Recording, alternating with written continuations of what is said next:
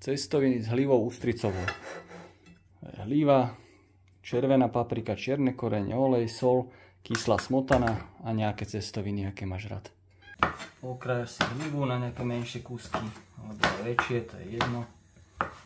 Dáš si olej, hlivu, chvíľku porestuješ, tak 5 minút. Dáš čierne korenie, papriku červenú. Hneď to miešaj s tou paprikou, premiešaš a rovno tam daj smotanu. Osolíš, v miernom plameni takto podusíš, čo ja viem, 15 minút, alebo ochutnáš, keď bude mäkká. Medzi tým si uvaríš cestoviny v slanej vode. Ešte som pridal za 2 lyžice smotany, keď chceš mať viac omáčky.